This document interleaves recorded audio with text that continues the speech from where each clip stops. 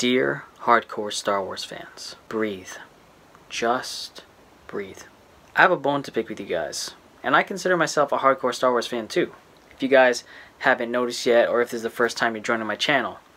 By the way, spoiler alert just in case I get into that. But anyway, I am very upset, and I don't want to be included in this group of hardcore Star Wars fans. I'm very upset in the way that people have been reacting to Star Wars The Last Jedi.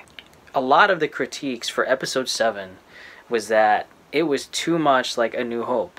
Everyone was bashing on it. Oh, it's not fresh enough. It's not.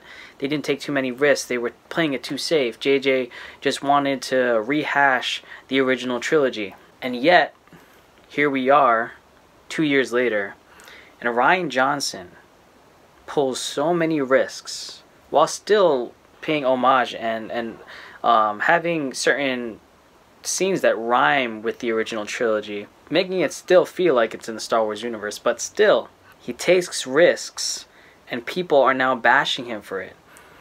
And they've been doing it for a while now. This select group of people, who are definitely the overwhelming minority of Star Wars fans, because you have, I mean, one of the second biggest box office domestically with this movie. First one, obviously, The Force Awakens.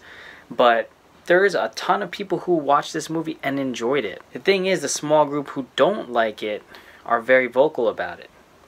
And it's convinced the rest of, not the rest, but a good amount of people to completely bash this movie. Even though there are, there are weak points of this movie for sure, it is not as bad as people are saying it is. And, you're entitled to your opinion.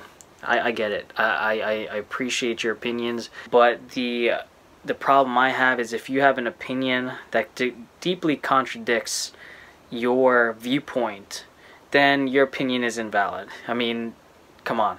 If you're a huge original trilogy guy, you love them, you think they're untouchable, which I do. I feel the same exact way. Can't ignore the fact that they were imperfect as well. The Last Jedi, yeah, sure. Again, I say spoiler alert, but The Last Jedi, what they did with Snoke is no different than what they did with the Emperor in Episode 6. I mean, let's not forget, the Emperor was only in 2 movies, just like Snoke was. We didn't get any backstory previous to the prequels. Obviously we got into that with those movies, but previous to that, there was no backstory at all with the Emperor. And they killed him off. The reason why? They wanted to focus on the big bad, who was Darth Vader. And that relationship between Luke Skywalker and Darth Vader. Same thing goes here. They want to focus with Rey and Kylo Ren. They don't want Snoke to be in the picture. Sure, maybe we get a backstory later on. Maybe that's even Rian Johnson's own trilogy that he's trying to do. A Snoke backstory. Or maybe he's just in the...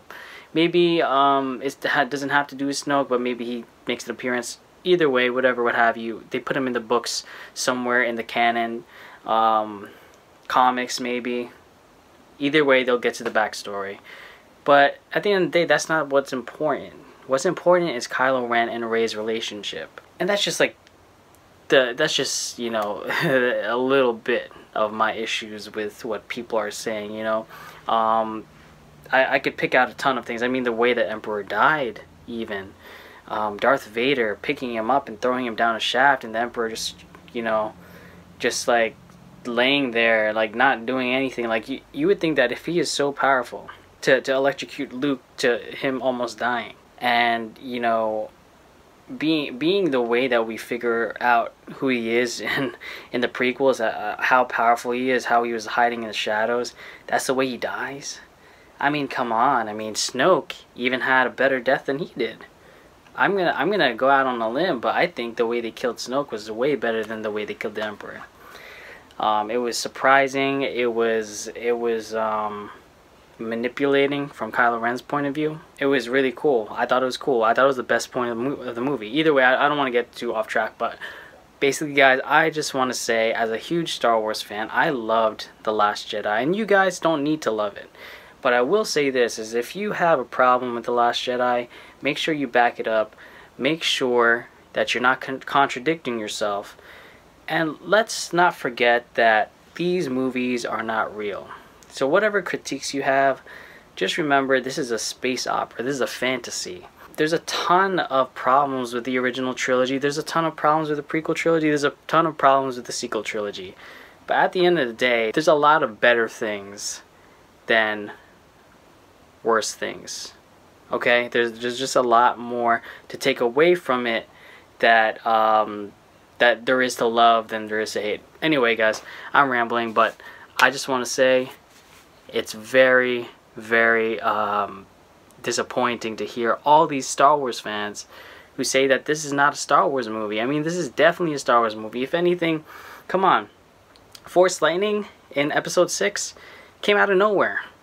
It really did. So these Force powers that are coming out from The Last Jedi are technically from the canon universe. We see it in Clone Wars. We see it in Star Wars Rebels.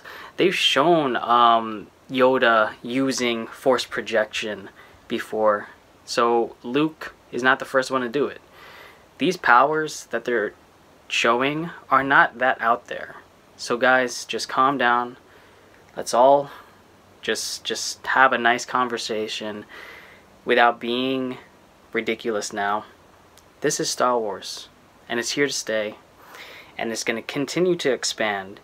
And the only way that you can expand it is to take risks and keep doing new things while paying homage to its past. Guys, from everyone here at AJ Collectibles, which is basically just me, thank you guys for watching, and until next time, embrace, express, and enjoy yourself. May the Force be with you always, my young Padawan.